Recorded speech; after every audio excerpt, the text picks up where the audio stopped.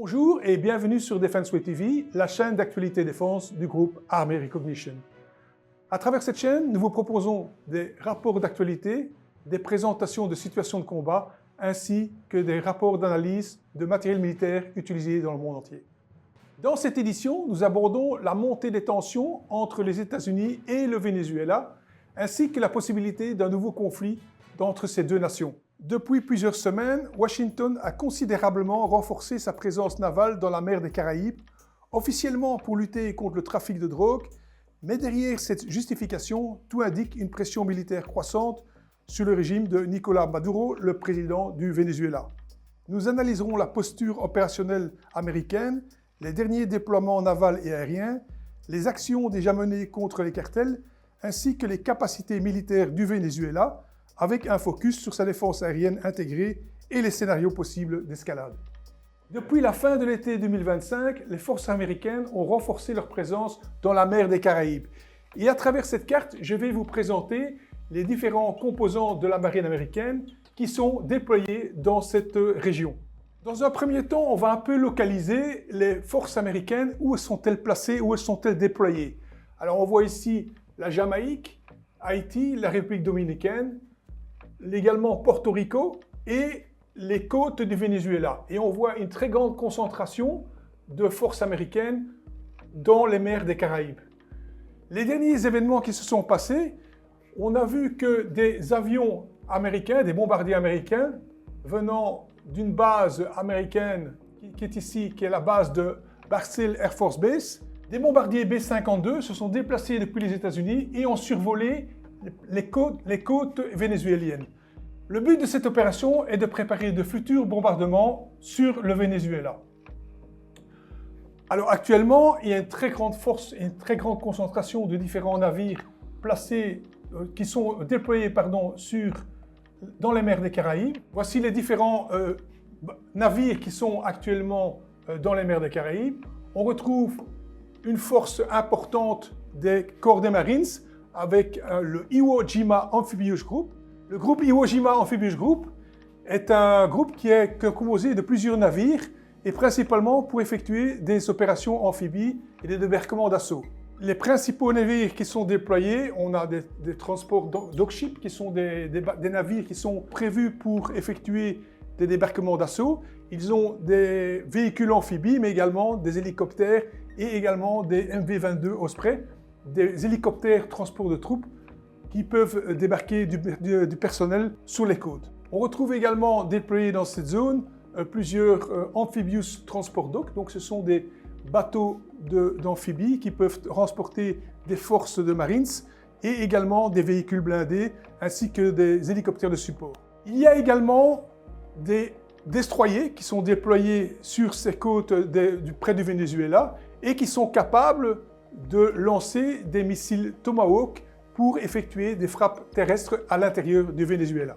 On a vu le déploiement d'un destroyer américain, USS Greville, à Trinidad and Tobago, ainsi que des déploiements de forces spéciales américaines à travers une unité qui s'appelle la 161e Special Operation Aviation Regiment. Ce régiment est conçu pour déployer des forces spéciales dans le cadre d'une opération spécifique dans un pays ou pour faire des opérations de sabotage ou de reconnaissance ou d'assaut.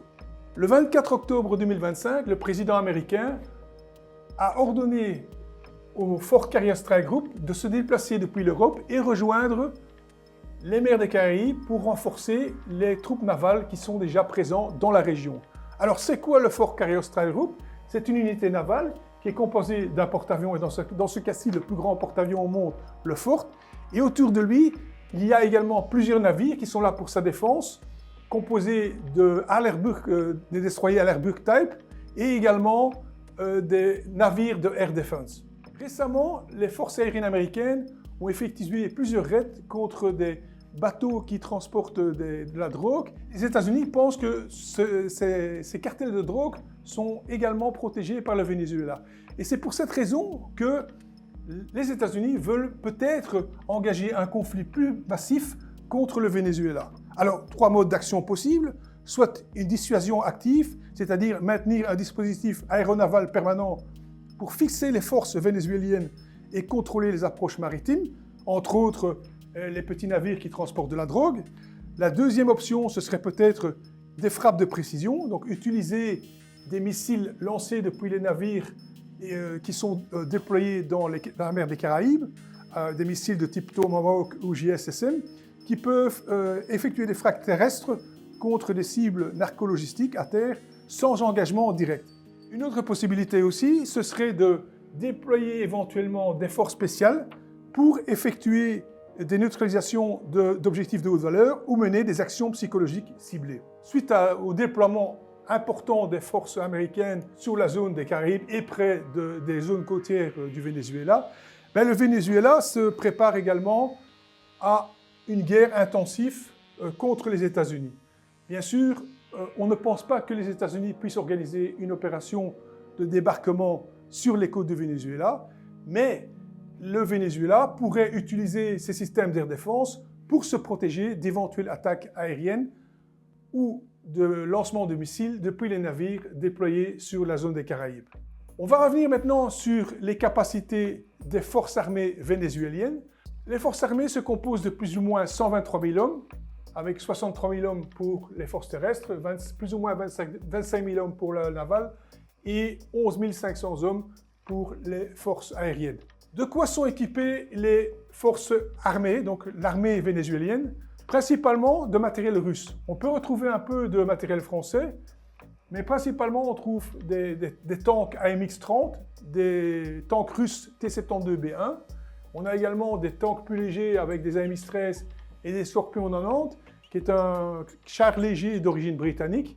Et ils ont des véhicules d'infanterie composés principalement de matériel russe, incluant des BMP-3 et des BTR-80.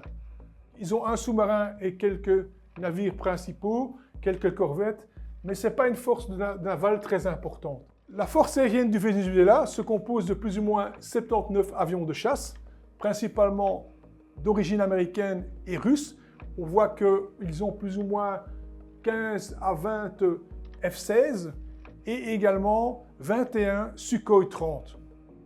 Une partie très importante qui pourrait être décisive dans le cas d'attaques aériennes américaines, c'est que le Venezuela dispose d'une force air défense équipée aussi de matériel russe.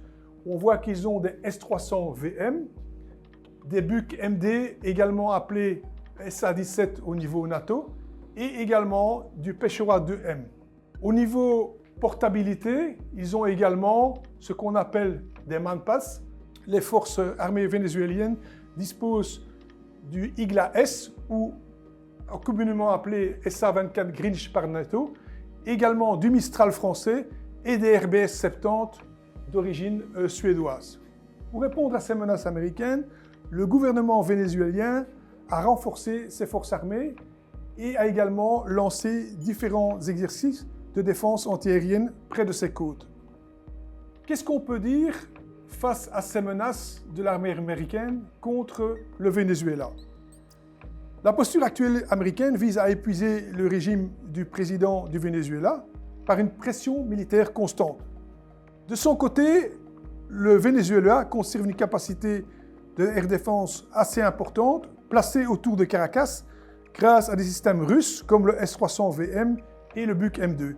Toute frappe américaine proche du territoire vénézuélien se heurterait à une défense aérienne coordonnée, mais vieillissante, dont l'efficacité dépendra de sa capacité à manœuvrer et à rester discrète.